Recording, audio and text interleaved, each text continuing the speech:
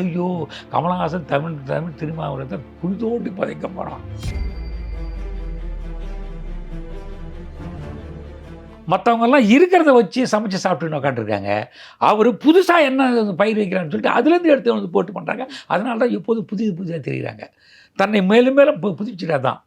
வெளிநாட்டில இந்த தொழில்நுட்பம் வரும்போது சொன்னாரு, இந்த ஃபிலிம் என்ற பேரே மறைஞ்சிடும்னாரு. டிஜிட்டல் தான் வரும்னு சொன்னார். என்ன சொல்றீங்கன்னாரு, நான் படம் எடுத்தே காமிக்கிறேன்னாரு. அப்படிதான் மும்பை எக்ஸ்பிரஸ் எடுத்தார். ஒரு சின்ன டப்பாவில் எப்படா எடுக்க முடியும் எடுத்தார். ஏன்னா பெரிய பெரிய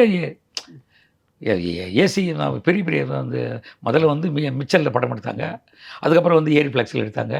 3CMன்னு சொல்லிட்டுலாம் எடுத்தாங்க.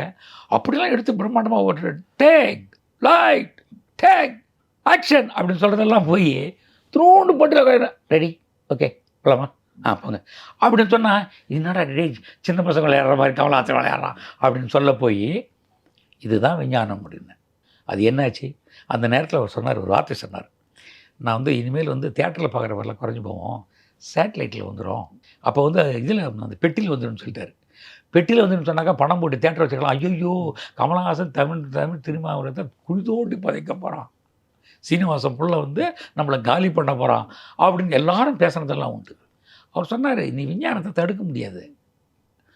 முன்னாடி வந்து பேனால் எழுதிட்டு இருந்தோம், இப்போ நம்ம வாயால் பேசாலையில் லைட்டு ட்ராப்பிங் வருது. இதெல்லாம் வந்து விஞ்ஞான வளர்ச்சி. நாம் மாறணுமே வழி அதோடு நிறுத்தினால சண்டை போட முடியாது சொல்லும்போது இல்லை பெரிய சண்டை வந்தது. தமிழ் சினிமாவுடைய துரோகின்னே சொன்னாங்க, அழிக்க வந்தவன்னு சொன்னாங்க. எப்படி தானே வந்து கோவத்தில் வந்து ஆள வந்தான் அழிக்க வந்தான்னு சொன்னால் அது மாதிரி எல்லாரும் கற்றுக்கிட்டாங்க. ஏன்னா எல்லாரும் வந்து இருக்கிறத வச்சுட்டு வாழ்ந்துக்கிட்டு இருந்தவங்க. அவர் மேலே போயிட்டு வர்றாரு, இது நடக்க போதுறான்றாரு. எப்படி மேகம் வந்து இடி இடிக்கிறதுக்கு முன்னாடி வானிலை இருக்கல, அடுத்த மாதம் 7லேருந்து 30 வரைக்கும் 18 மாவட்டங்களில் இடியுடன் கூடிய மழை பெய்யும் அப்படின்னு தான்.